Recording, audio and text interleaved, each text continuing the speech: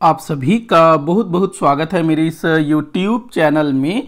भारत के इतिहास से संबंधित महत्वपूर्ण प्रश्न पर हम चर्चा कर रहे हैं, जो कि परीक्षाओं में बार बार पूछा जाता है। ये जो प्रश्न है UGC net, set, TGT, PGT, PSC, UPSC जैसी परीक्षाओं के लिए महत्वपूर्ण हो सकता है। अगर आप इनमें से किसी भी परीक्षा की तैयारी कर रहे हैं तो यह वीडियो श्रृंखला आपके लिए काफी महत्वपूर्ण हो सकती है।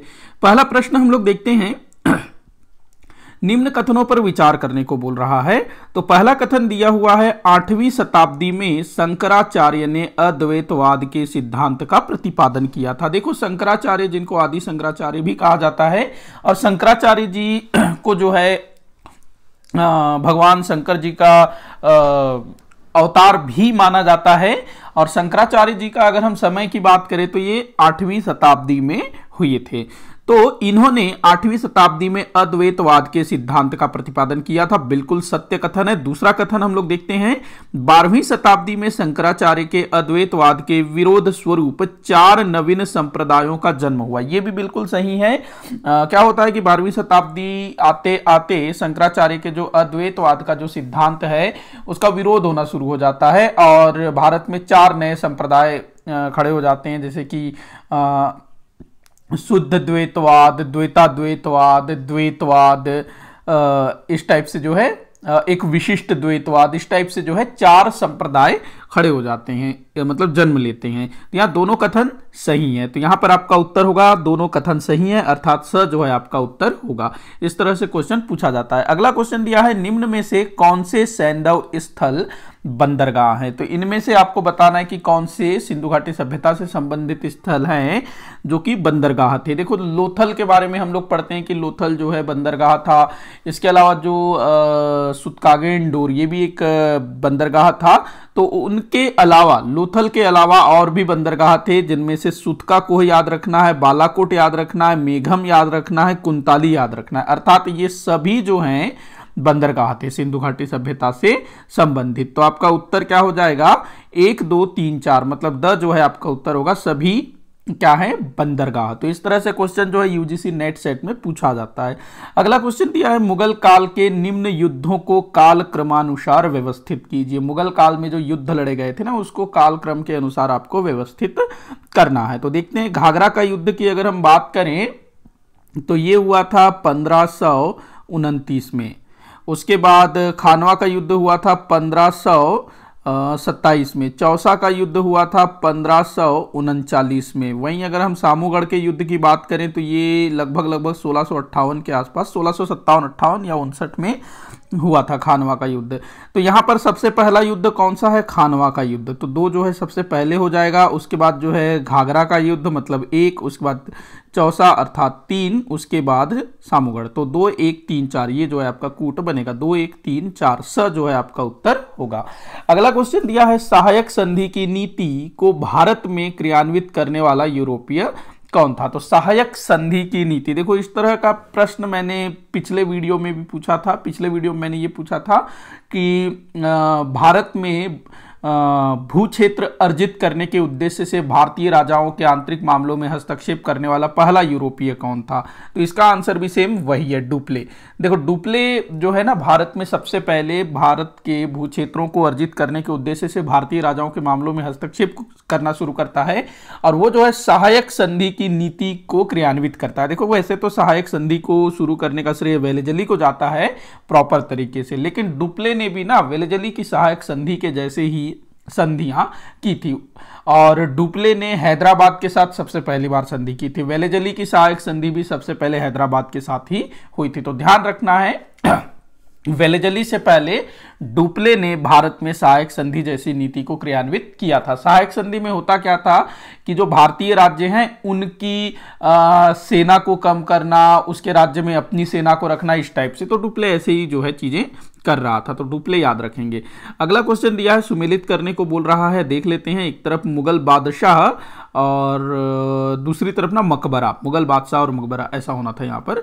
तो बाबर का मकबरा कहाँ पर है भाई, तो काबुल में है। बाबर जिसकी मृत्यु 1530 में हुई, उसको पहले आगरा के आराम बाग में दफनाया गया, बाद में उसकी इच्छा अनुसार उसको काबुल ले जाया गया। मतलब मरने से पहले उसने इच्छा व्यक्त की थी कि मुझे काबुल में दफनाया जाए।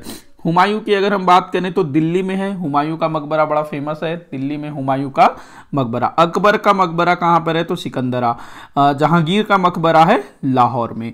तो आप लोग कूट जो है मिलान कर लीजिएगा, देख लीजिएगा।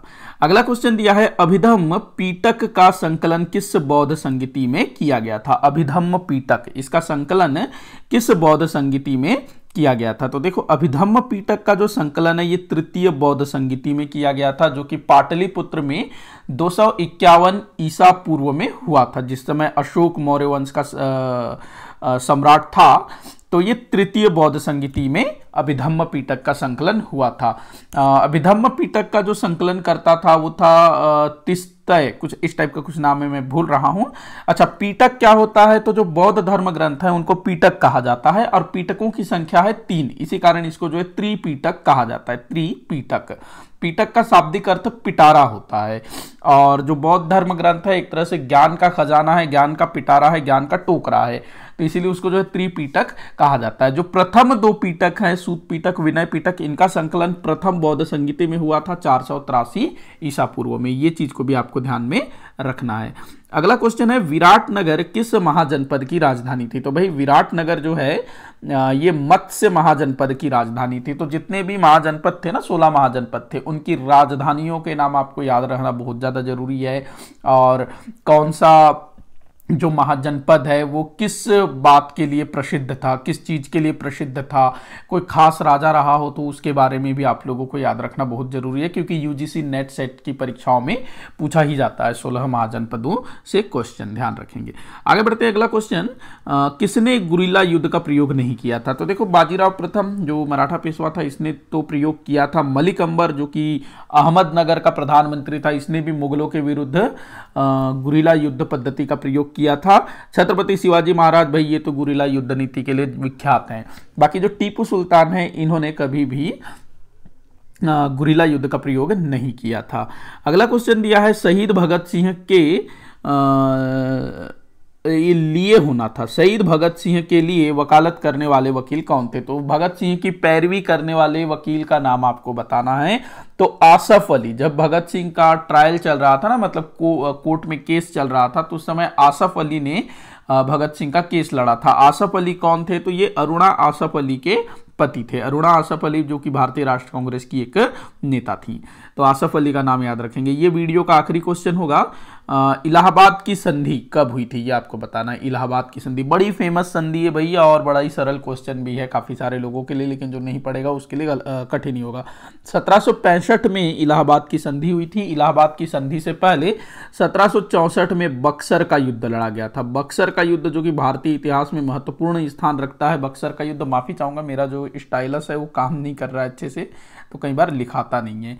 तो बक्सर का युद्ध 1764 में हुआ था। एक तरफ थी ब्रिटिश ईस्ट इंडिया कंपनी, और दूसरी तरफ जो मीर कासिम, दूसरी तरफ था मीर कासिम, और उसके बाद मुगल बादशाह शाह आलम, अवध का नवाब शुजा-उद-दौला, ये तीनों थे दूसरी तरफ। तो बक्सर का युद्ध होता है जिसमें अंग्रेज जो है कूटनीति पूर्वक युद्ध को जीत लेते हैं, और बाद में फिर जो है हारे हुए राजाओं के साथ संधि करते हैं। जो मीर कासिम था ना, बंगाल का नवाब, वो तो भाग जाता है, लेकिन जो अवध का नवाब है शुजा-उद-दौला और मुगल बादशाह शाह आलम, इन दोनों के साथ जो इलाहाबाद की संधि होती है 1765 में।